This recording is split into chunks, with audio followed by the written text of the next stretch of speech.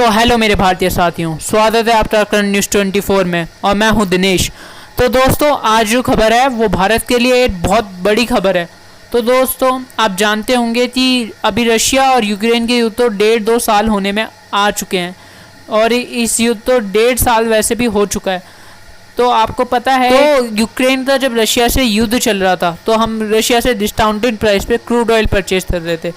तो उसी का विरोध करने के लिए यूक्रेन के लोग और यूक्रेन की सरकार है वो बहुत ज़्यादा विरोध कर रही थी। वो तो ठीक था कि हम उनके लिए वो महंगा पड़ रही थी, रशिया उससे सहायता ले रहा था, बट ये सिर्फ अपने देश तक विरोध नहीं कर रहे थे, ये दूसरे देशों पे जा रहे थे। पश्चिमी देशों ने इन्होंने बोला कि भारत के ऊपर बैन लगा दो क्योंकि वो रशिया से क्रूड ऑयल खरीद रहा है। ये यहाँ तक भी नहीं रुके, तो ये जो पिछले साल थी G20 मीटिंग है, इन्होंने उधर भी कोशिश करी कि जो G20 स्टेटमेंट है उसमें भारत का नाम आए और भारत के ऊपर प्रेशर डाला जाए कि वो क्रूड ऑयल ना ले रशिया से। और ये यहाँ पे भी नहीं रुके, तो इनके जो विदेश मंत्री है उन्होंने कहा कि जो भारत है वो रशिया से क्रूड ऑयल नहीं, यूक्रेनियंस का खून परचेज कर रहा है। और ये अब हमारे देश में आने के लिए हमारे विदेश मंत्रालय तो रिक्वेस्ट भेज रहे हैं। इनका नाम है प्रेसिडेंट व्लादिमीर जेलेंस्की।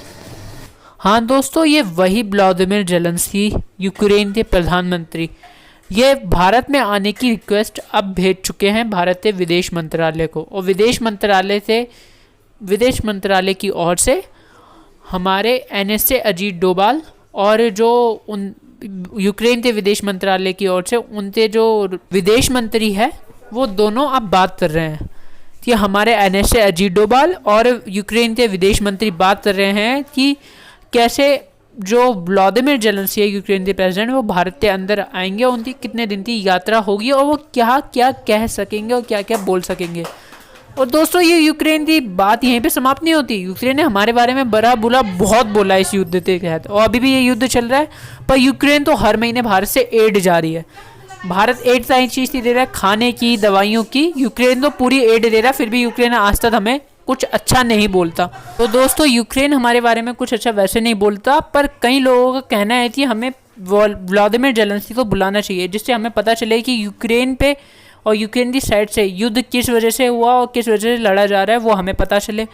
और यूक्रेन से हमारे कई बिजनेस डील्स भी चलती है, जिससे हमें यूक्रेन के साथ बिजनेस डील भी करनी है, तो उससे हमें भी फ़ायदा होएगा। अगर FTA पे जो हमारी यूक्रेन से बातचीत चल रही थी उससे पहले वो चलती रहे।